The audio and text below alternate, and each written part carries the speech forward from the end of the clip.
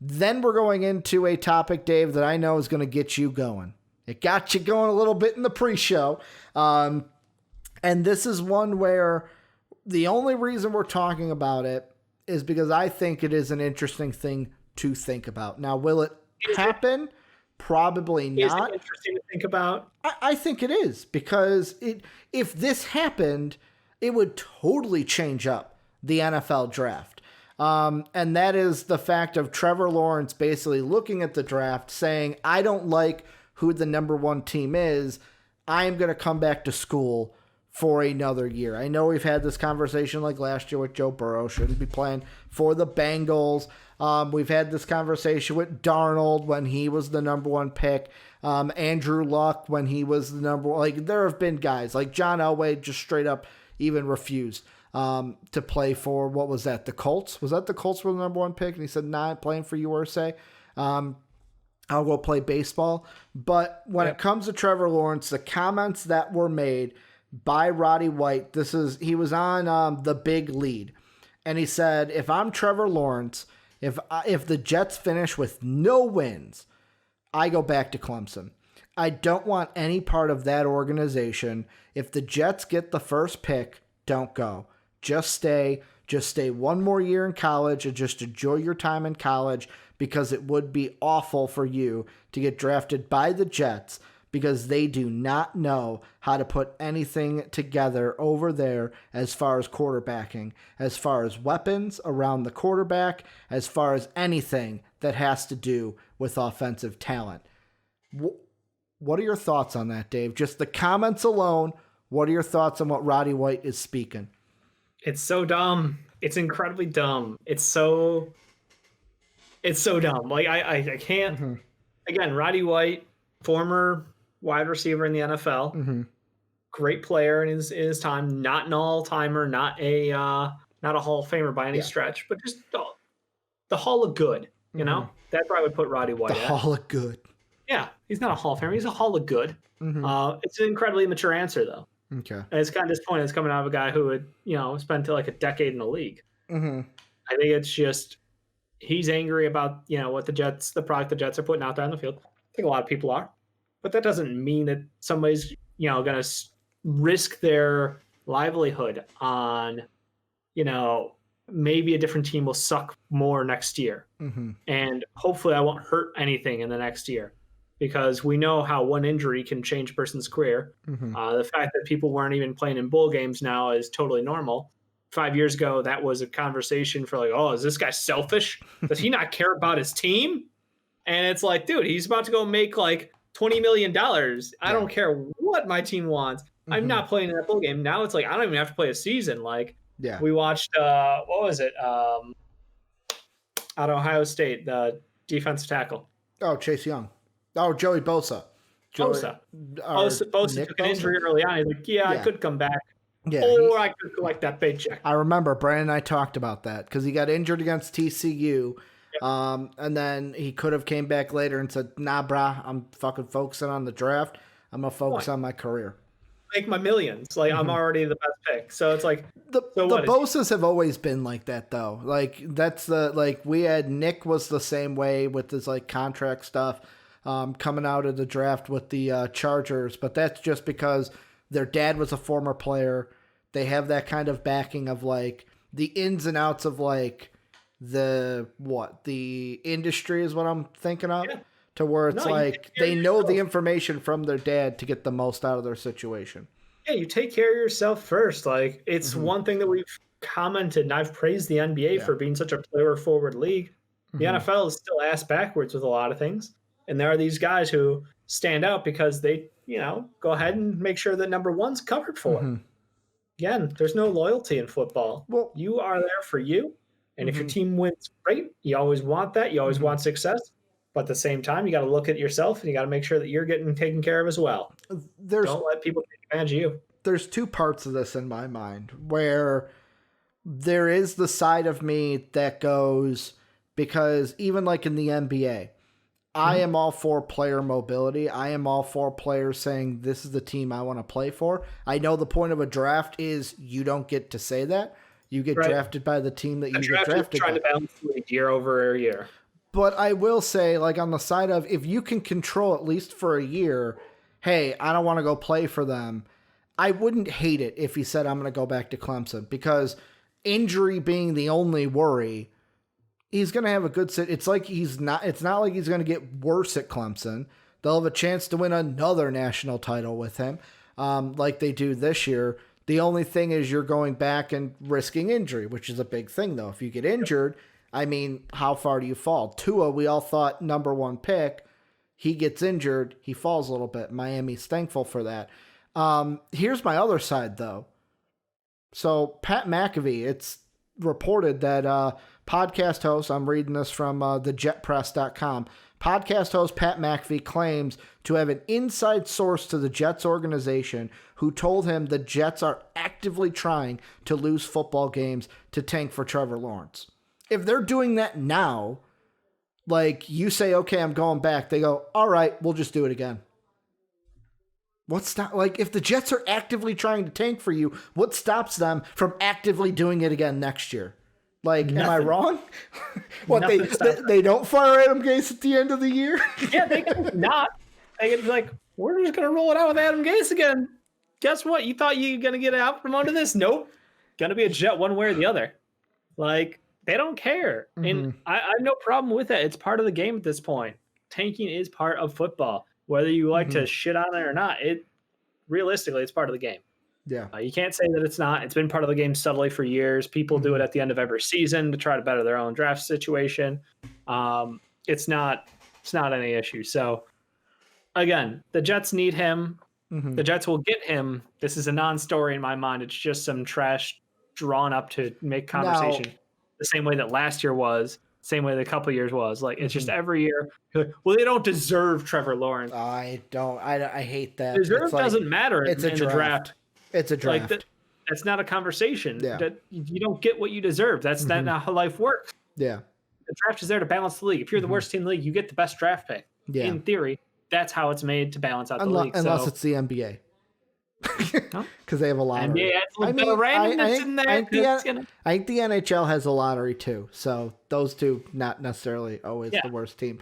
But like, what was I going to say? There's the other side too of, like, if I'm speaking of Trevor Lawrence now, like, I feel like this is something my mom would tell me if I was Trevor Lawrence. And if I was sitting there going, I don't know, Mom, if I want to go play for the Jets, I feel like my mom would have the mindset of, like, are you kidding? Like, did I raise a scaredy cat? Did I raise someone who's afraid? Like, yeah, who cares if they're not a good team? Make them good.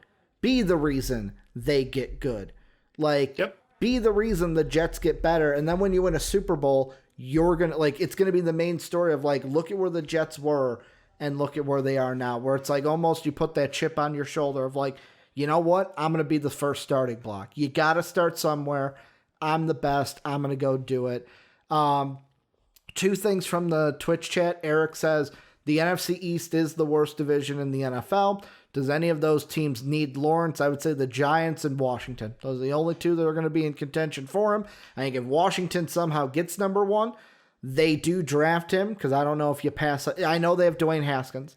And Dwayne Haskins, I don't think they've given up on him yet. But if you have given up on him. But if you got Trevor Lawrence, you take Trevor Lawrence. Same thing with the Giants. I know you got Danny Dimes, but you take Trevor. You have Trevor Lawrence. You take Trevor Lawrence. And then Kingy says, I need my Jets to take him or trade him.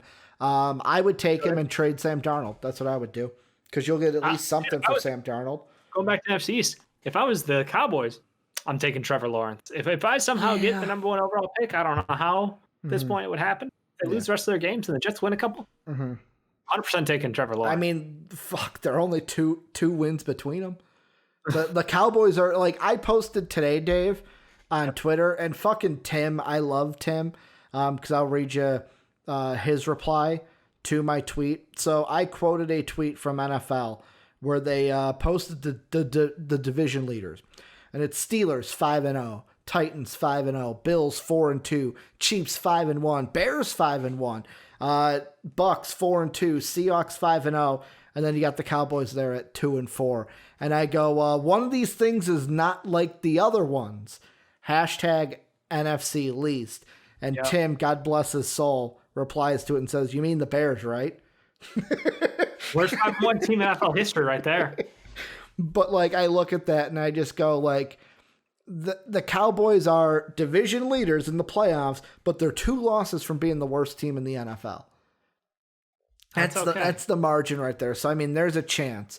I would also take Trevor Lawrence if the Cowboys do get the number 1 pick. Like, that's the thing. Anybody there, take the pick. You take him because he's the best quarterback. Trevor Lawrence will not be passed on by any team in the NFL. I don't care if you have Aaron Rodgers. I don't care if you have. I mean, Tom Brady's a no-brainer. You're still taking a backup quarterback. Tom Brady's 47 years old.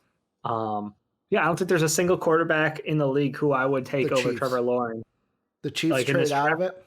It's just long-term. It's just smart move. Yeah. Like, I'm not trading up for Jordan Love, but Trevor Lawrence is Trevor Lawrence. So I'm going to take him if I'm the number 1 team in this draft. Eric, I avoided the Eagles specifically because I love Jalen Hurts, and Hurts got to give his chance, Dave. He's got to get his chance. I think I'd take Trevor Lawrence there, too. I would take Trevor Lawrence there also. I just really love Jalen Hurts and want him to get his shot.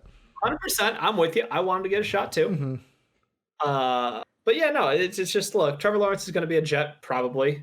If not, he's going to be a Falcon or a Giant or a Viking. I would love that, please. Just throw that out for you. Minnesota. Please. But yeah, like, go to a bad team. That's how the NFL works. This is not a shocker. This is not change. Nothing in NFL history will change here. He's going to go play for a terrible team. The good news is the Jets are going to have a new head coach and a new front office. So all they're going to be doing is going, hey, we're going to get the number 1 pick this year. We're going to get a mid-20s pick, and we're going to get a pick at the top of the 2nd round, too. And I'm sorry, no, I think they have 2. Fuck, I forget their draft thing. I thought they had like a double 2nd or maybe a double 3rd or something. You're talking about the Jets? Yeah. For just this year? Yeah, what do they got this year? Okay. Let me pull up the... Because if you're thinking just this year, Tankathon has that, but otherwise I'd have to go to future. So they've got 2 firsts, they've got a 2nd, 2 3rds, a 4th, 2 5ths, and 2 7ths. Yeah, they got pick 31 and 33 right now. Like, yes, 1, 2, 3, 4, 5, 6, 7. Come on. They have a total of 10 picks in the draft. 3 picks in the first 33 picks. Come on, that's huge. They have 3 of the top 33, 4 of the top 65, 5 picks in the top 100. Yeah. So the first 33 is impressive. I'm sticking with that line. I mean, hey, it's technically 1, 2, 3, 4, 5, 6 of the top 100 picks, which is still 10 picks in a draft is still fucking a lot of picks. I mean, it's gonna attract. My point is, it's gonna attract a lot of good talent to that organization. Yeah. So don't look at the Jets as the Jets of today. And they're gonna fire Adam Gase. Like, it's gonna happen. They're firing Adam Gase. They will have a new GM. They will have a new head coach. You're gonna go get top talent to bring into this team. So if I'm the Jets, I'm 100% going, yes, I need a new quarterback. Yes, I need a new offensive line. Yes, I would love to have a running back who's not 39 years old next year. Yes, I would love to have a wide receiver who actually has a name that I know because he wasn't a practice squatter and he's not like number 7 on someone else's depth chart. All they've got right now is Jamison Crowder. That's it, Dave. If he ain't injured, they don't have wide receivers. Yeah, like that's the thing. They need skill position talent. Guess what? That's where young players make the most impact. Like, you don't see 32-year-old fucking wide receivers out there dominating the game. No, go draft someone. We talked about how amazingly stacked the last year's draft was at the wide receiver position. We're looking at like 6 guys productive year 1. I think up to 8 of them have actually had starts. So like it's instant production. Running back, you hit the league, you can get running, no problem. So I'm 100% in on, like, again, today's Jets suck. Next year's Jets could be a mid-level team with a new group of talent on there. They have money to spend. They have a ton of draft picks, and they will have new, fresh minds in that front office. Question, and this is something that just hit my brain. So the deal would have to be worked out a little bit, but let's say Tankathon, it works out just like it is. Jets take Trevor Lawrence. Washington takes Justin Fields. The Giants take Sewell from the offensive tackle from Oregon. Number 4 right now, you've got the Falcons. would it be who of the Jets pick up that phone, say, yo, you're looking to maybe shop Matt Ryan. So he's not your future. We've got Sam Darnold. Really good. He's a really good young quarterback. We'll give you Sam Darnold. And the Falcons would probably be like, yeah, well, we'll probably want the 32nd overall pick as well. And then we'll give you like a third or a fourth later on. Would it behoove the Jets to try to trade Darnold and maybe their first rounder to move up to 4 to also get Jamar Chase, the top wide receiver in the class, to then pair Lawrence and Chase coming out of this draft class? It's not a terrible idea. Yet again, fantasy booking now. Like, I'm fantasy trading here. That shit usually doesn't happen. But, like, I look at it and I go, you got a really good wide receiver this year. You got a really good quarterback this year. Like, giving up Sam Darnold and a first-round pick at 32, which Tankathon has you going with Travis Etienne. Wow. Fucking Tankathon has I'm going with Lawrence and then his running back in Clemson. So maybe I like that better. That's nice. A little continuity. Yeah. But no, I mean, I think Darnold's probably worth a late one. Mm-hmm. So if you're including Darnold plus that pick Good to point. Get the number 4, that's about the right value. Okay.